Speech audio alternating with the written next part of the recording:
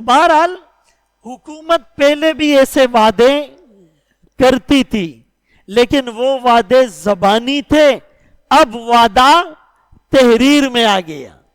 پہلے وعدے دستوری نہیں تھے، اب یہ وعدے دستوری ہو گئے ہیں۔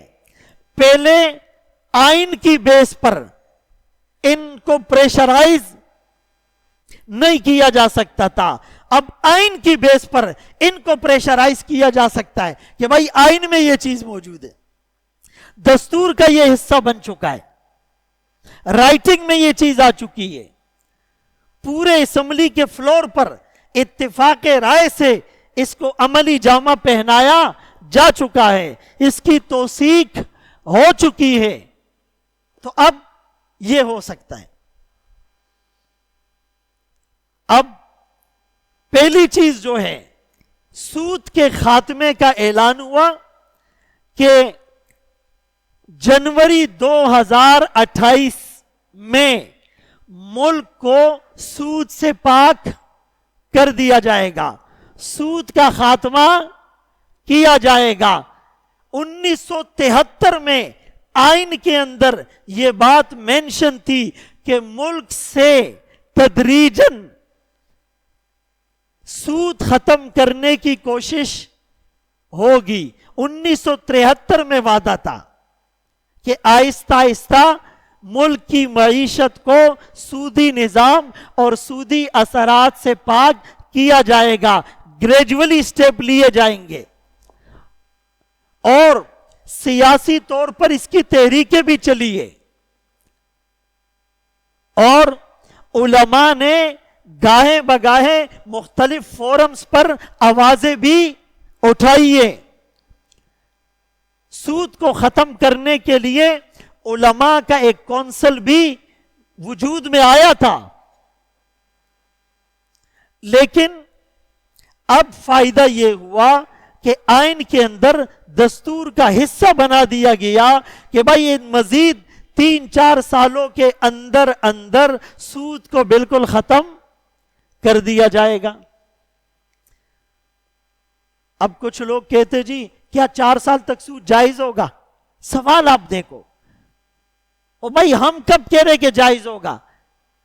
یہ تو پہلے سے سود ناجائز تھا، ہم نے سود کو جائز قرار نہیں دیا، سود تو پاکستان بننے سے لے کر اب تک ہو رہا تھا۔ بات سمجھ میں آ رہی ہے؟ ہم نے صرف علماء نے اتنی کوشش کی کہ کسی طرح اس کو آئین کا حصہ بنا دیا گیا کہ بھائی ٹھیک ہے، تم کہتے ہو ہمیں 3 سال کا عرصہ دو، کاروباری لوگوں کو سمجھانے میں ٹائم لگے گا، آئی ایم ایف سے کیے گئے معاہدوں کو پایہ تکمیل تک پہنچانے میں ٹائم لگے گا، ورلڈ بینک سے جان چھڑانے میں ٹائم لگے گا، فائنینس کے اداروں سے ڈیل کرنے میں ٹائم لگے گا، ایک متبادل آلٹرنیٹو سسٹم ڈیزائن کرنے میں ٹائم لگے گا۔ اگر تم کہتے ہو 3 سال دے دو ٹھیک ہے۔ ایک آدمی نے کہا کہ جی فوراً کیوں نہیں ختم کیا؟ تو کسی نے کہا کہ علماء کی کوششوں سے، جس میں سب کا حصہ ہے، الحمدللہ بہت سی پارٹی والوں نے اس میں کوشش کی، تو کہا علماء کی کوششوں سے یہ مؤجل ہو گیا ہے۔ مؤجل جانتے ہو؟ جب نکاح ہوتا ہے نا تو مہر کے خانے میں لکھتے معجل عین سے کہ جلدی ادا کرو، اور واو سے مؤجل ہوتا ہے ان دا طلب کہ جب مانگیں گے تو دیں گے۔ تو کہا ہم نے مؤجل کر دیا ہے، تم مؤجل کر سکتے ہو تو کرو۔ اور ایک آدمی نے دوسرا جواب دیا، کہا بھائی ایک بنجر زمین ہے، سالوں سے بنجر اور ویران پڑی ہوئی ہے، وہاں ٹیوب ویل بھی نہیں ہے، نہری پانی بھی نہیں ہے، بارشیں بھی نہیں ہوتی، بجلی بھی وہاں پر نہیں ہے، اور ایک آدمی تمہیں کہتا ہے اس بنجر زمین کو آباد کرو اور 1 دن کے اندر اندر کرو، تو لوگ بولیں گے بھائی اس کو آباد کرنے میں ٹائم لگے گا، فصلیں اگنے میں ٹائم لگے گا، سبزے میں ٹائم لگے گا۔ اور تیسری مثال یہ کہ ایک ندی ہے، جیسے ہمارے ہاں ندی، اب یہ کئی سالوں سے بہتی ہوئی آ رہی ہے، کچرے اور گندگی، تم کہو کہ ایک دن کے اندر اندر اس کو خوبصورت پارک بنا دو، یہاں روڈ بنا دو، تو بنے گا؟